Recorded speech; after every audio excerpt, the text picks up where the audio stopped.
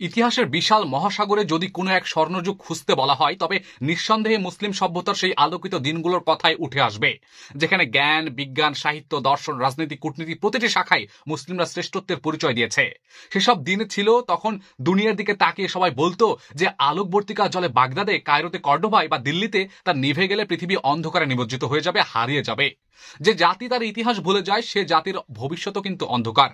ইতিহাসের বিশাল প্রান্তরে যখন মুসলিম সভ্যতার দিকে তাকানো হয়, তখন চোখ ধাঁধানো এক সোনালী যুগের চিত্র ভেসে ওঠে আমাদের সামনে। এমন এক সময় ছিল যখন মুসলিমদের হাতে ছিল বিশ্বের জ্ঞান, রাজনীতি, বাণিজ্য, সামরিক শক্তি, সর্বোচ্চ নৈতিকতা। মুসলিমরা তখন শুধু বিশ্ব শাসন করেনি, বরং বিশ্বকে আলোকিত করেছিল। মুসলিমদের শাসন কেবল মধ্যপ্রাচ্য বা আরব দুনিয়ার মধ্যে সীমাবদ্ধ ছিল না। স্পেনের আন্দালুস থেকে চীনের সীমান্ত, মধ্য এশিয়া থেকে মালয় দ্বীপপুঞ্জ, ভারত উপমহাদেশ থেকে আফ্রিকা, প্রতিটি অঞ্চলে মুসলিমরা জ্ঞানের আলো ছড়িয়েছিল। অথচ সেই ইতিহাস আমরা জানি না। বাগদাদ, দামেস্কো, কায়রো, কর্ডোবা, সমরকন্দ ছিল বিশ্বের সবচেয়ে উন্নত শহর। মালাক্কা, কনস্টান্টিনোপল, দিল্লি ছিল বাণিজ্য, শিক্ষা ও সংস্কৃতির প্রাণকেন্দ্র। অটোমান সাম্রাজ্য, মুঘল সাম্রাজ্য, আন্দালুসের খলিফারা বিশ্বব্যাপী শক্তির প্রতীক হিসেবে দাঁড়িয়েছিল। আফ্রিকার মুসলিম সাম্রাজ্য যেমন মালির মানসা মুসা, মোসাম্বা, সোকোতা বিশ্ব বাণিজ্যের মূল কেন্দ্র হয়ে উঠেছিল। ইতিহাস সাক্ষী রয়েছে মুসলিমরা আধুনিক বিশ্বের ভিত্তি স্থাপন করেছিল। জাবির ইবনে হায়ান রসায়নের জনক, তিনি ল্যাবরেটরির ধারণা দেন। আল খওয়ারিজমি আলজেব্রার জনক, যার নাম থেকে অ্যালগোরিদম শব্দটি এসেছে। নাসিরুদ্দিন তুসি ত্রিকোণমিতি ও জ্যোতির্বিজ্ঞানের অন্যতম পথ প্রদর্শক। ইবনে সিনা, তার লেখা কানুন ফিত্তিব ইউরোপে প্রায় 600 বছর ধরে পাঠ্য বই হিসেবে পড়ানো হয়েছিল। আল জাহরাবি প্রথমবার অস্ত্রোপচার ও চিকিৎসা যন্ত্রের উন্নয়ন করেন তিনি। আল হামরা প্রাসাদ, তাজমহল, কুতুব মিনার, ব্লু মসজিদ এগুলো ইসলামী স্থাপত্য চূড়ান্ত নিদর্শন। কনস্টান্টিনোপল বিজয়ের পর অটোমানরা মহানগর নির্মাণের নতুন দিগন্ত খুলে দেয়। ইবনে রুশদ গ্রিক দর্শনের সাথে ইসলামী চিন্তাধারার সমন্বয় করে বসেন। ইমাম গাজ্জালি আধ্যাত্মিকতা ও যুক্তিবাদের সমন্বয়ে ইসলামের সেরা দার্শনিকদের মধ্যে একজন। মাওলানা জালালউদ্দিন রুমি, তার কবিতা ও সুফিবাদ আজও বিশ্বজুড়ে জনপ্রিয়। মুসলিম শাসকরা কেবল যুদ্ধজয়ী ছিলেন না, তারা ছিলেন সুবিচার ও ন্যায় বিচারের প্রতীক। খলিফা উমর রাদিয়াল্লাহু আনহু যখন বাইতুল মুকাদ্দাস দখল করেন, তখন তিনি কোনো মসজিদ ভাঙ্গেননি, কোনো রক্তপাত ঘটাননি, অন্য ধর্মের উপাসনালয় রক্ষা করেছিলেন। সালাউদ্দিন আইয়ুবী যখন জেরুজালেম দখল করেন, তখন তিনি খ্রিস্টানদের প্রতি দয়া ও মানবিকতা দেখিয়েছিলেন। উমর বিন আব্দুল আজিজ একজন খলিফা, যার শাসনামলে দরিদ্রের এতটাই সাহায্য করা হয়েছিল যে জাকাত গ্রহণকারীর কাউকে খুঁজে পাওয়া গিয়েছিল না। কিন্তু ইতিহাস সাক্ষী, যে জাতি আত্মতুষ্টিতে ভোগে, জ্ঞানের চর্চা ভুলে গিয়ে বিলাসিতায় ডুব দেয়, সে জাতি একদিন ধ্বংস হয়।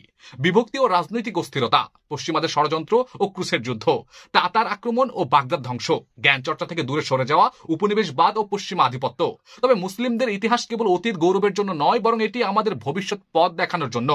আজও মুসলিমরা চাইলে সেই গৌরব ফিরিয়ে আনতে পারে। আর সেজন্য শিক্ষা ও গবেষণায় মনোযোগ দিতে হবে, ঐক্য সংহতি গড়ে তুলতে হবে, সত্য ও ন্যায়ের পথে অবিচল থাকতে হবে, নবীজি সাল্লাল্লাহু আলাইহি সাল্লামের আদর্শে ফিরে যেতে হবে। প্রিয় পাঠক ও শ্রোতাবৃন্দ, মুসলিমদের সোনালী অতীত শুধু কল্পনা নয়, এটি বাস্তব। এটি প্রমাণ করে যে ইসলামের আলো যখন ছড়িয়ে পড়ে, তখন পুরো পৃথিবী জ্ঞানের আলো আলোকিত হয়। আজ যদি মুসলিম উম্মাহ পুনরায় ঐক্যবদ্ধ হয়, যদি তারা শিক্ষা, গবেষণা ও নৈতিকতা শ্রেষ্ঠত্ব অর্জন করে বসে, তাহলে একদিন আবার সেই সোনালী দিন ফিরে আসবে। একসময় মুসলিমরা ছিল জ্ঞানের প্রতীক, ন্যায়ের প্রতীক, সভ্যতার নির্মাতা। আজ যদি আমরা আমাদের শেকড়ে ফিরে যাই, তাহলে ভবিষ্যৎ আবারও আমাদেরই কিন্তু হবে। এইবার বলি বাগদাদ নিয়ে কিছুটা কথা। বাগদাদ এক হারানো সভ্যতার মহাকাব্য। যদি ইতিহাসের স্বর্ণযুগের কথা বলা হয়, তবে বাগদাদ শহরের নাম আসবে সবার প্রথমে। একসময় এটি ছিল বিশ্বের বুকে ইসলামী সভ্যতার হৃৎপিণ্ড, এক বিস্ময়কর জ্ঞান, বিজ্ঞান, সাহিত্য, শিল্প, বাণিজ্যের প্রাণকেন্দ্র। কিন্তু এই মহানগরী আজ ইতিহাসের স্মৃতিতে পরিণত হয়েছে। চলুন বাগদাদের জন্ম, উত্থান, গৌরব এবং দুঃখজনক পতনের কিছুটা তথ্য জানি। 762 খ্রিস্টাব্দে আব্বাসীয় খলিফা আল মনসুর বাগদাদ শহর প্রতিষ্ঠা করেন। তিনি চেয়েছিলেন এক অনন্য শহর, যা হবে খিলাফতের কেন্দ্রবিন্দু। আরব্য, পারস্য, বাইজেন্টাইন এবং ভারতীয় স্থাপত্যের সম্মিলনে এক মহানগরী গড়ে ওঠে, যা বিশ্ব ইতিহাসে মাদিনাতুস সালাম বা শান্তির নগরী নামে খ্যাত। বাগদাদের নকশা ছিল বৃত্তাকার, যাতে প্রতিরক্ষা সুদৃঢ় হয়। খলিফার প্রাসাদ ছিল শহরের কেন্দ্রের চারপাশ ছিল বড় বড় বাণিজ্য কেন্দ্র। দুনিয়ার শ্রেষ্ঠ কারিগর, স্থপতি এবং বিজ্ঞানীরা এসে এখানে জড়ো হন। ইউরোপ তখন ছিল অন্ধকারের যুগ, আর বাগদাদ ছিল আলোয় আলোকিত ভাসমান। বাগদাদ শুধু রাজনৈতিক রাজধানী ছিল না, এটি ছিল বিশ্বের জ্ঞানের রাজধানী। বাইতুল হিকমা বিশ্ববিখ্যাত লাইব্রেরি ও গবেষণা কেন্দ্র। খলিফা হারুন অর রশিদ ও তার পুত্র আল মামুন বাইতুল হিকমা প্রতিষ্ঠা করে বসেন, যা ছিল পৃথিবীর প্রথম বড় গবেষণা কেন্দ্র। গ্রিক, পারস্য, ভারত ও চীনের বই অনুবাদ করা হতো।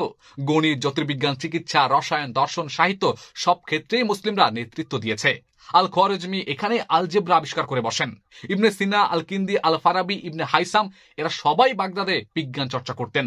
ইউরোপিয়ানরা এখান থেকে শিখে রেনেসাঁ যুগের সূচনা করে। বাগদাদ ছিল বিশ্ব বাণিজ্যের কেন্দ্র। সিল্ক রোডের অন্যতম প্রধান শহর ছিল এটি। ভারত, চীন, মধ্য এশিয়া, ইউরোপ ও আফ্রিকার সুবিশাল ব্যবসায়ীরা এখানে আসতো। সুবিশাল বাজার, কারখানা, কাঁচামালের যোগান সবই ছিল বিশ্বের সেরা। এক কথায় বাগদাদ ছিল তখনকার বিশ্বের নিউ ইয়র্ক, লন্ডন ও টোকিও একসাথে মিলিয়ে ফেলার মতো এক নগরী। শুধু বিজ্ঞান নয়, সাহিত্যেও বাগদাদ ছিল শ্রেষ্ঠ। আলিফ লাইলা এই বিখ্যাত কাহিনীর জন্ম বাগদাদে। ইমাম গাজ্জালি, আল জাহিজ, ওমর খৈয়াম, আবু নুয়াস এদের মতো সাহিত্যিক ও দার্শনিকরা এখানেই কাজ করেছেন। সঙ্গীত, শিল্প এবং চিত্রকলা সব ক্ষেত্রেই বাগদাদ এগিয়েছিল। 1258 সালে চেঙ্গিস খানের নাতি হালাকু খান বাগদাদ আক্রমণ করে বসেন। আব্বাসীয় খলিফা আল মুস্তাসিমকে নির্মমভাবে হত্যা করে বসেন। মঙ্গোলরা বাইতুল হিকমার সব বই টাইগ্রিস নদীতে ফেলে দেয়। নদীর পানি কালো হয়ে যায়। প্রায় 10 লক্ষ মানুষকে হত্যা করা হয়। শহরটি ধ্বংসস্তূপে পরিণত হয়। এই দিনটি ছিল ইসলামী সভ্যতার ইতিহাসের সবচেয়ে বড় ট্র্যাজেডির একটি দিন। প্রশ্ন হতে পারে, কেন এত শক্তিশালী শহর ধ্বংস হয়ে গেল? তার কারণ মুসলিমদের মধ্যে বিভক্তি, নেতৃত্বের দুর্বলতা, বিলাসিতা, জ্ঞান চর্চা থেকে দূরে সরে যাওয়া, শত্রুর ষড়যন্ত্র সম্পর্কে অজ্ঞানতা। আজকের বাগদাদ এক যুদ্ধ বিধ্বস্ত শহর। 2003 সালে আমেরিকা ইরাক আক্রমণ করে বসে। রাজনৈতিক অস্থিরতা, সন্ত্রাসবাদ এবং অর্থনৈতিক দুর্দশা বাগদাদকে নষ্ট করে দিয়েছে। কিন্তু আজও বাগদাদের ইতিহাস, বই এবং স্থাপত্য মুসলিমদের হারানো গৌরবের কথা মনে করিয়ে দেয়। বাগদাদ আমাদের শেখায়, শক্তি ও ঐক্য ছাড়া কোনো জাতি কখনোই টিকে থাকতে পারে না। জ্ঞান, শিক্ষা ও গবেষণা ছাড়া উন্নতি সম্ভব নয়। বিভক্তি ও দুর্বল নেতৃত্ব ধ্বংস ডেকে আনে।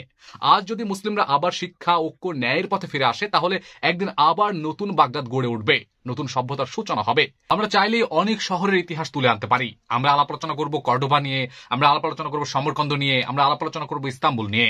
সব মিলিয়ে ইতিহাস থেকে যা বুঝলাম, ঐক্য ছাড়া মুসলিমরা টিকে থাকতে পারবে না। জ্ঞান, বিজ্ঞান ও গবেষণা ছাড়া উন্নতি কখনোই সম্ভব নয়।